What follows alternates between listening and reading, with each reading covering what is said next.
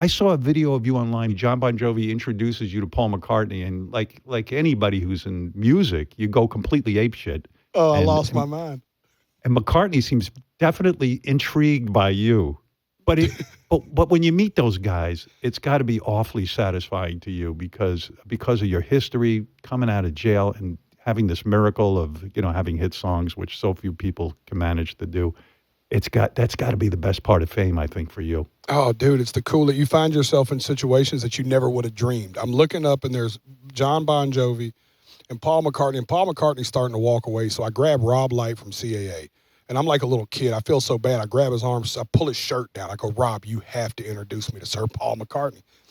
So he taps his manager and says, hey, Jelly Roll wants to meet him. I watched this, Howard. This was the coolest part. He taps him on the shoulder. He goes, hey, Jelly Roll wants to meet you.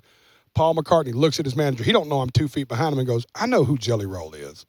And then turns around and throws his fist up like the Notre Dame Fighting Irish. And I'm like, I don't want no problem, Sir Paul McCartney. And he just immediately started loving on me. It was really cool. And John Bon Jovi's become a friend, man. That's what the even weirder part is when it goes past meeting them and you start to develop a relationship with your idols and find out that they're actually really cool people too. Yeah, yeah. And then even like it's got to be weird because how many hours did you spend in your early life listening to Beatles songs? And there's the guy standing there who wrote the guy dreamt up, Hey Jude. Where does that come from? It's crazy. As a songwriter, I bet even you're like, well, how the fuck did he come up with that song? Even though you know the secret sauce to writing a song, it's still mind blowing. It's and different. Yeah, it's different. Some people are just better at it too. Some people are just truly have a different gift. I think about, what was your favorite Beatles song? Of all time? Yeah. Oh, boy. I got to go to the White Album. Although Rubber Soul is such a great fucking... Maybe Norwegian Wood. I know it's low-hanging fruit, but Eleanor Rigby for me. Eleanor Rigby?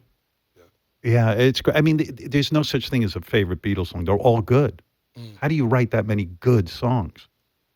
Does that keep you up at night, too? Now that you're on a roll and you're really, as a songwriter, you're really being acclaimed, do you still sit and worry and go, how the fuck am I going to come up with the next one and the next one and the next one? Oh, more pressure than I've ever felt. But, yeah, you always worry about it because, especially now, look, I didn't have nothing for a long time, so I didn't know when you had something, how cool it would be. So when cool shit starts happening, you're like, man, I don't want to fuck this off. You know what I'm saying? Like, man, I'd really like to live this way for the rest of my life if possible.